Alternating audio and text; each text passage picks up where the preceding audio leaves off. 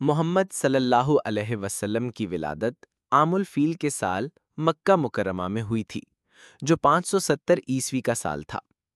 آپ صلی اللہ علیہ وسلم کا تعلق قبیلہ قریش کے معزز خاندان بنو ہاشم سے تھا۔ آپ کے والد حضرت عبداللہ آپ کی ولادت سے پہلے وفات پا چکے تھے، اور والدہ حضرت آمنہ نے آپ کو جنم دیا۔ آپ یتیم پیدا ہوئے۔ آپ صلی اللہ علیہ وسلم کی پیدائش 12 ربیع الاول بروز پیر صبح کے وقت ہوئی۔ جیسے ہی آپ صلی اللہ علیہ وسلم دنیا میں تشریف لائے، دنیا بھر میں خاص نشانیاں اور عجائبات ظاہر ہوئے۔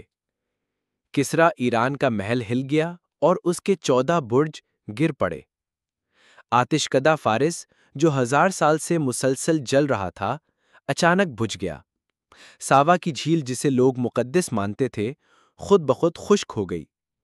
پوری دنیا میں ایک نور پھیل گیا، اور حضرت آمنہ نے بیان کیا کہ انہوں نے ایک ایسا نور دیکھا جس سے شام کے محلات روشن ہو گئے۔